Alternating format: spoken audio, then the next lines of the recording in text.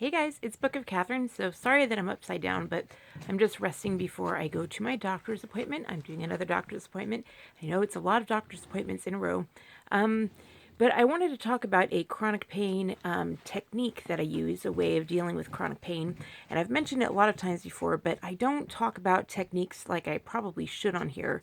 Um, but I'm learning just how bad my chronic pain is. I know I've talked about it before, but now that I've talked to some audiences that have chronic pain, I'm learning how bad my chronic pain has been compared to others. I think that's because I was a competitive dancer and because I danced at such high levels. If you watch, like the videos I relate to the most actually are the Olympians that trained in the 1996 Olympians. They're the 1996 Olympics. Those videos of those athletes, when I watch them now, I actually relate to them the most. And when they walk and before their procedures or their kind of pain or the way their bodies move, I'm like, that's what I relate to the most. Feel like I'm not really alone. And that's kind of what my doctor's feedback gives me. And I realize how hard those people trained, how many hours a day. And I'm like, well, that kind of makes sense. And not that I did any kind of dangerous techniques, they did way more. But they did it from a young age. I did it from a young age. And when you're passionate about something, you can really push your bodies hard. But my point in all that is to say is that our tolerance of pain becomes really high. You feel the pain, but when you love what you're doing, for example, you'll push through. When you watch those videos of these 1996 gymnasts, you'll hear that they had injuries and they performed anyway through the pain. And that's what I mean is that a lot of people today, they feel pain, a little bit of pain, and it stops them from other things.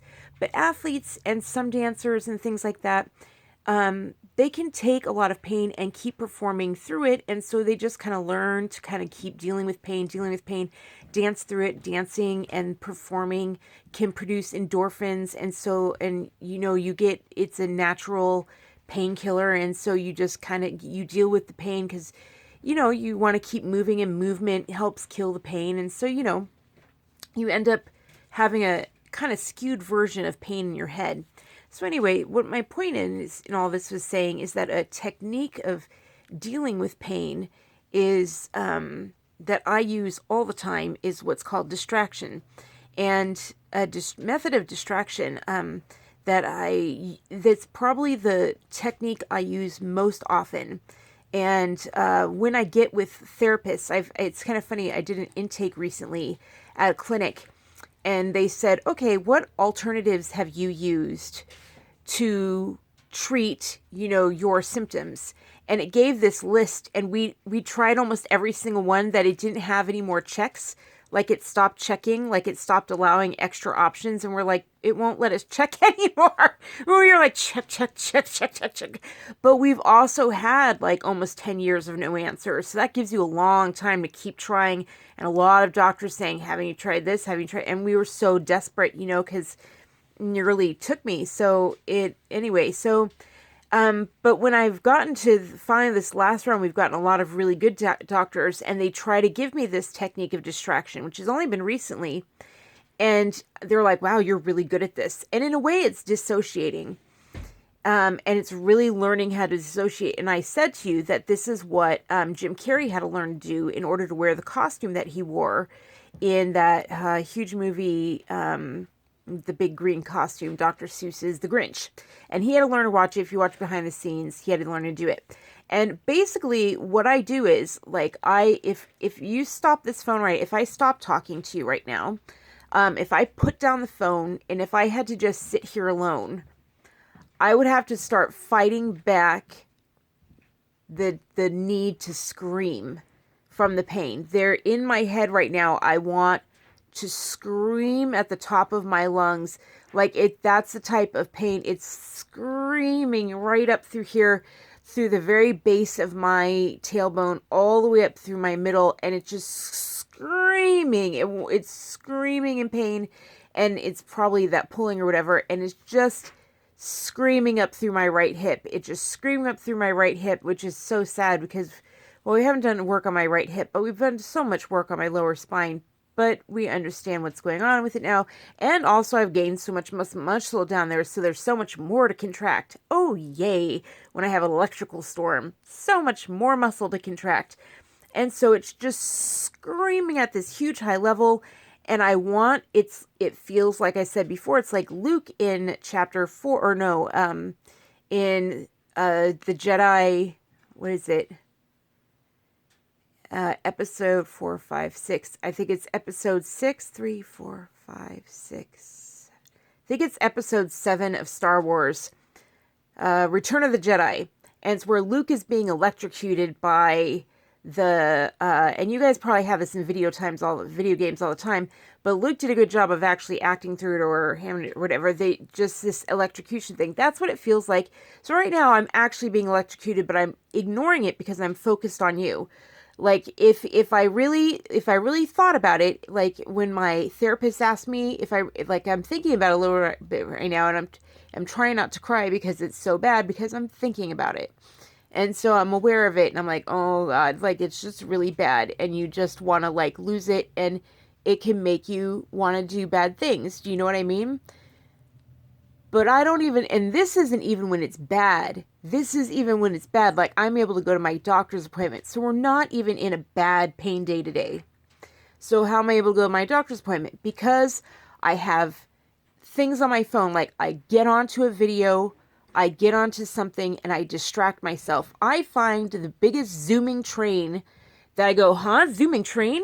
Zooming train? If there's trust me when I say, no matter how much pain you're in, if you stand yourself by a train track, you're not going to be screaming in pain.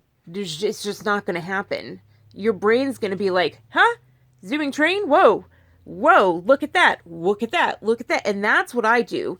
Hence the reason you can tell, like, I've ended up searching every corner of the internet or whatever, and ended up eventually finding conservative videos. I was always looking for like a shock to the brain of some kind of new research, everything that I had not learned yet. And I'm actually realizing, do you know what I realized today? I realized that when I was at UCLA, I was like, today was the first day, because I was thinking about a video I do for you. I was like, oh my gosh, other people might not have done this. Just realized this today. I would go with my friends if I had like a lunch date with them, or if we were going to go here, we're going to go there. And it was like they were going on their way. If I had a class, like we had a huge UCLA, it was a massive campus. So if we had to go, if I was up here and we were going somewhere, but they had a class and it was like, oh, they had a class just a break, I would attend class with them. I'd be like, well, sure, I'll go, because it was always just like an hour. Classes were like an hour and 15 minutes max. An hour and 15 minutes was a huge class. I ended up attending because you could just drop into classes. I mean, that's UCLA. That's what the great thing about campuses is you can drop into. I dropped into classes in order to see if I wanted to go to UCLA. It was fantastic. That's part of the reason that convinced me to go to UCLA. I think Chuck Missler is a great. I mean, UCLA doesn't feel like that anymore. I've gone to UCLA since. There's some of that little feeling that was there before. But what attracted me to UCLA was the electricity on campus of minds just going, just this electricity of minds that were like mine. I met so many minds like mine that were just buzzing. And when I see Chuck Missler, who was there, you know, so many decades before me, I'm like, well, I feel better. You know what I mean? Like, I feel better about, like, I know bad things happen to me there, but I'm like, well, he sure is a digger, isn't he? And it's proof that UCLA just attracts diggers, or once did, or whatever. But I would go to classes, so I would attend classes with everyone, like everyone. And I was friends with people from all across the spectrum, right? Like, once again, just like I was in high school, everyone. I love people. I always have. So I love people just like I have friends now. So I just do. I love people. So I got to attend crazy classes. It was really fantastic. So I do the same thing with videos now. I'm like, what will attract me? What will get my attention? But the big thing is I don't want anything that increases the pain, which means if it irritates me, if it puts in like negative vibes, there are things that kind of like make you grow, like kind of water you like a seed. And you're like, yum, this is so yummy. I want to eat. And then I've learned there are really videos that increase your pain, that put you in anxiety, or really like grate you. Like they seem almost made to make you feel anxiety. That ramps up this screaming inside of me. So it's been harder, much harder to find videos that don't ramp up the screaming inside of me. And I couldn't watch Dr. Phil today. I was like, that's just going to increase the screaming. But it was funny because my husband was packing to leave today, and he took my phone with him, and I had just gotten up. I just got my clothes on, and I was like, honey, where's my phone? Like, where's my phone? Where's my phone? And he's like, oh, sorry, because he packed up my bag. He packed everything. But I was just panicked because I was like, you got my phone. And I sound like a phone junkie, but I was just like, I just don't want to scream on you. Like, I just don't want to have an episode on you and scream on you. Like, I want you to be able to have a peaceable life. I don't want to be a distraction for you. Like, I don't want to be a burden on you. I don't want to be screaming and torture. I want to be distracted. You want me distracted. You want me distracted. I want me distracted. Like, and so I'm like, give me a phone. And I'm literally like, and I'm like, okay, get me something to get off the pain. And it's really, really sad. And then there are times where the phone isn't going to do it. Sometimes it's sitting up. Sometimes it's changing my position. Sometimes it's walking around. Sometimes laying down is increasing the pain. Sometimes walking around takes the pain down. Like, I literally live my life based on what will decrease my pain. Is walking going to do it now? Is sitting up going to do it now? Is typing it this way going to do it now? Is moving this way going to do it now? And I will just do it that day, whatever it can be to take down the pain and distract me or whatever. And I'll do it. Sometimes I have to stand up and move around, but it's still screaming in the head. And so I'll turn on music in order to stay distracted, or I'll turn on a book. Like, audiobooks are amazing to stay distracted, but I've learned to get certain types of audiobooks, which is why I was so freaking angry that Doug Weed didn't do his own book, because his audio readings always soothe the chronic pain in my head. Doug Weed, his readings just, I remember I could listen to his voice forever. Try it. If you are a chronic pain patient, I dare you to listen to Game of Thorns. And amazingly enough, a book about politics, I dare you to listen to it. All of us insiders, we had a huge group listen to him every night. And I swear it's because his voice just calms your brain down. And then his most recent book that he did on Trump, I was like, I know his publisher didn't want him reading it. I'm sure they offered him extra money to have some random guy, and that guy had an awful voice. They have terrible people reading today, and I can't listen to the guy. I can't listen to an audio, so I can't hear the book. And I'm like, so now I have to wait until my brain's able to read. Anyway, so distraction is an amazing thing. Find something, even if it's an app. You can find apps, but apps today are really made to be depressing. I mean, they're not based upon... That's a whole nother video. Apps are very dangerous. They can really lead you into worse chronic pain. Very much so they're designed for that. So they're very dangerous. Be very, very careful. My hand's really shaking, so I better go. But use distraction. Find things that will... there we go. So use distraction as a technique. Find videos.